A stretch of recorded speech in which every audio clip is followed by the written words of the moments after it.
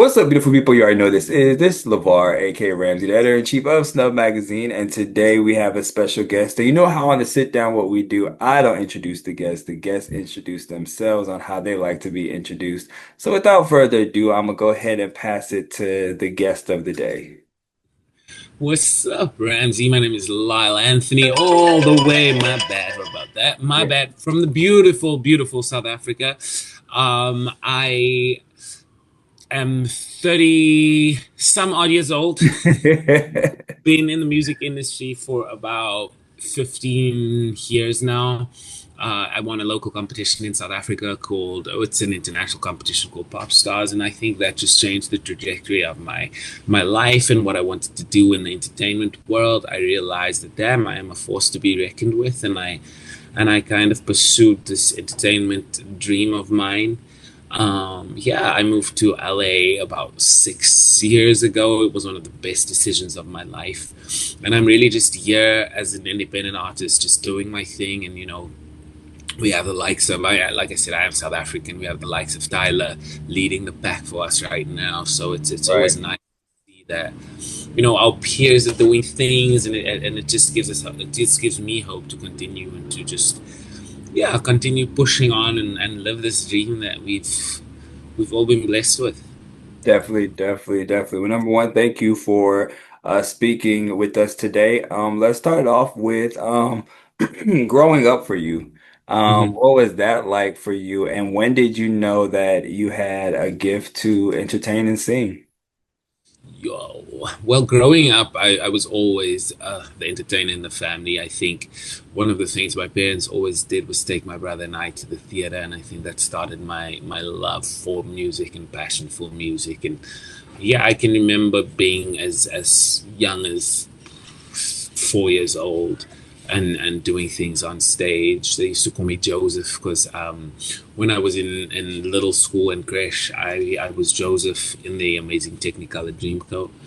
So that carried through, and I think just yeah, I just loved the stage ever since, from school to doing High School Musical and just so many other different things on stage. Entertainment is I have such a love for it. Yeah, I've branched out in so many different aspects of entertainment, but music and dance is definitely my baby. Right, right. So, as far as that goes, in your early childhood, who were some of your influences that you would watch when you would be growing up that you'd be like, you know what?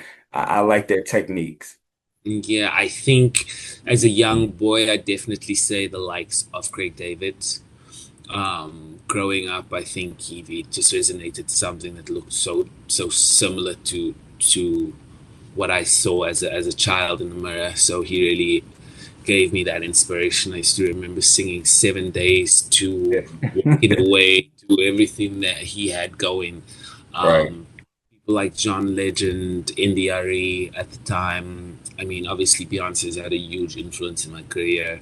Um, just on the performance aspect, but I think even the likes of Luther Vandross, Whitney Houston, those are two of my favorite singers of all time. And just growing up in a household that music was very celebrated and the arts was very celebrated, I think it was just so easy to tap into that. Yeah, definitely. When you went on to the show, you went for what's called Pop Stars, if I'm correct, right? Okay. What was that experience like for you? And what was the moment like for you, just being in that stardom in that time? Right. I think if anybody remembers what Pop Stars is, Pop Stars was basically the precursor to American Idol, to Idol. It was the same company, Simon Fuller and those guys, and Nicole Scherzinger won it in Eden's Crush Hmm. years ago. Yeah, yeah. Girls Aloud, and so I A lot won of that people in. don't remember. A lot of people don't remember Yeah, Edith's Crush, but yeah. I remember I Edith's think also Crush. we're showing our age as well. Right, right. So yeah, I won that in South Africa, and that I became a household name, and I think that just really made me, I mean, it really did change the face of my career. I was a law student, I was doing law at the time. And winning that really just changed everything for me, being a household name. I had security, we had chefs, private chauffeurs being driven around. So for the first time, it was this life that I'd always dreamed of.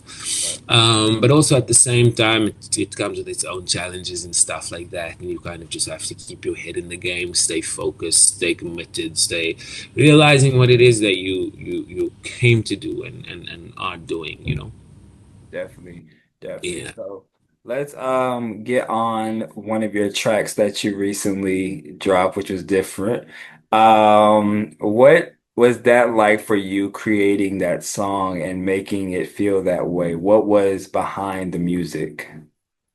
You know, I think it was ending my long-term 7-year relationship. It was very, very hard. Even just coming out of that, I'd lost my brother to murder. I'm sorry to hear that. So it was a loss and a loss, and then it was just certain things. And I think I took myself out of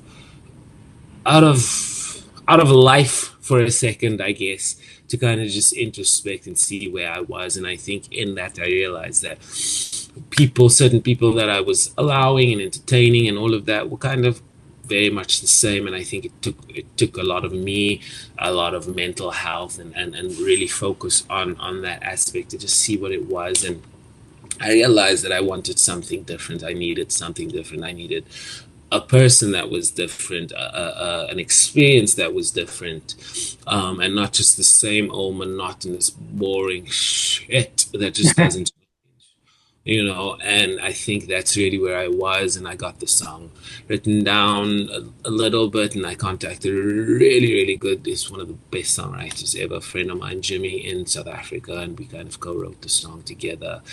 And it is an absolutely beautiful song. It's for the lovers who want a different experience, a different kind of love.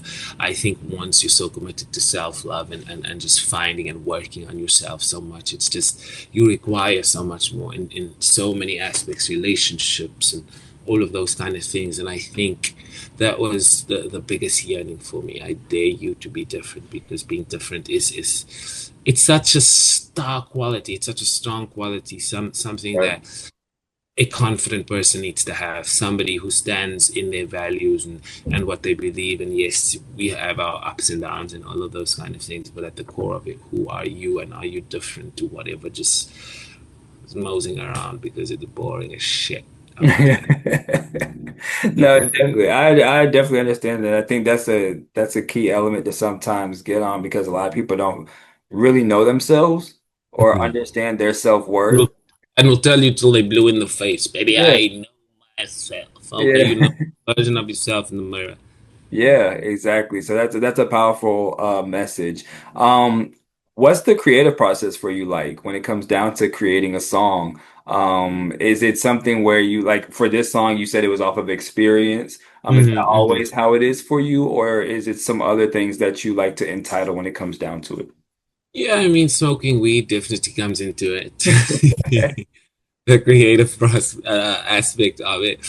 But I think really writing music is such a personal thing and such a you write from, I mean, some people write from the head, some people write from the heart and all of that. And I think for me, for this experience and where I'm at, I think it's a bit of both. I'm still writing from the heart, it's still writing from the head, and just, you know, what feels right to me in this moment. And the music is obviously Afro beats. I'm a piano is more so the genre I'm at. So yeah, it represents South Africa and it represents Africa. It's what I represent wherever I go, all day, every day. South Africa, baby, you're gonna hear about it. Yeah. Uh, what I love, it's my people. Where it's just everything to me. So yeah, um, yeah, Definitely. So, what is something because you had major accomplishments that happened way before, and now we're at this moment, and you've seen, not to say like we say, we're not going to tell our ages on things, yeah, but you've seen a shift in how music is now streaming and the yeah. streaming side of it. We used to like the CDs back then or the little, other devices that were coming up. Um, what do you say to those individuals that is trying to come into the industry and they don't know how to break it? And being someone that's been in different Mm. category, like Age of timelines. Yeah. What do you say 100%. to those individuals that are coming into it now? I think one of the things too, when I was coming into this industry and into music and even pop stars and all of that, we didn't have social media. We didn't have, I think Facebook was maybe a year old, That's only for maybe. college students or something back then. Right? It was like something that was just, we didn't have Instagram, we didn't have TikTok, we didn't have the Right. tools we have today. And I think the biggest thing is to utilize those platforms more than ever now. So using those platforms, if you think you are good enough, make sure you are pushing to the fullest. Also, be able to be honest with yourself. If you're not that good enough, baby, it's not for you. Be honest, because you'll just be pushing and pushing, and But also, there are people who we see just need that one viral moment, and it's gonna take whatever it's gonna take. So just keep pushing, just keep your head in the game, keep focused. It takes a long time, and also in that time you start discovering yourself, your different sound, your different what you like, and all of those Right. things. Focus on the things you like, don't give up about the things you don't, and just keep doing you to the best of your ability, because there's only one of you. Don't be swayed by what your friends are telling you and listeners telling you. I mean, obviously, be open to learning and to hearing, because it's very fundamental. Right. But being the best version of you and the most authentic self within your music and within your walk and your journey, I think it's the best thing you can do. Definitely. So we do a thing here on the sit down. It's three questions, final three questions right here. So the first one is three random questions that we have, but we do it all the time with all our guests here. So the first question is, what are three words that best describe who you are as an individual? Oh, fun, funky, sexy. Okay, why you pick funky? Funky because I'm a vibe. Wherever I go, it's just a vibe. And in every aspect, it's just funky. It's just gonna be a vibe. Okay, So okay. funk, that's where the funk comes in. Okay, the vibe. Okay. When it comes down to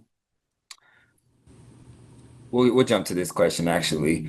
If you could be anybody, past or present, and you could be in their shoes for one day, who would you want to be in shoes for one day and why?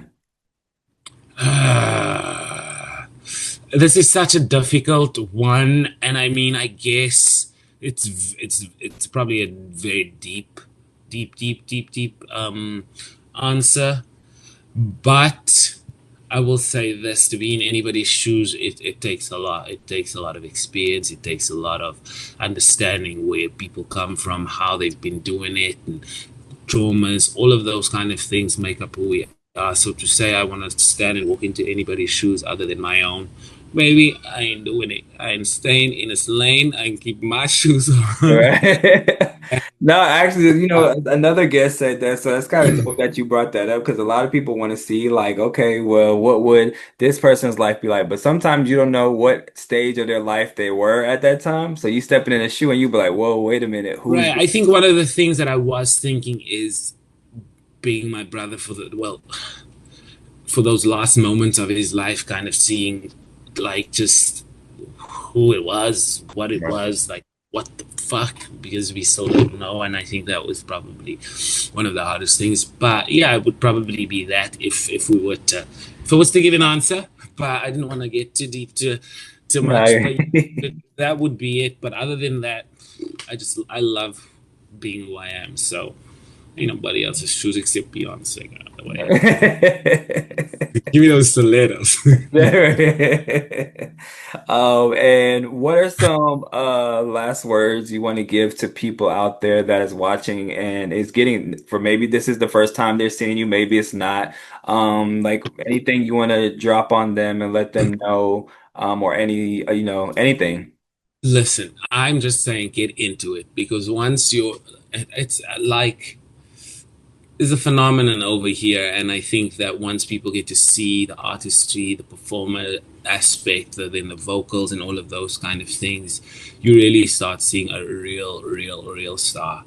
And I implore those peers, individuals, acquaintances, people in the industry, that people that are watching, all of those. It's as an independent artist, it is not the easiest thing, especially sometimes when you are so good. And I say it, I'm fucking good. Okay. And I have no qualms about it. I know what I bring, I know my value, I know my worth. And yeah, just for not for people to see it, but also just to invest in it, buy the music, listen to the songs, post on your social media, those kind of things. It's always something that helps us as artists and things like that. So yeah, just a simple nudge to say, do the fucking thing and make me go Right. viral.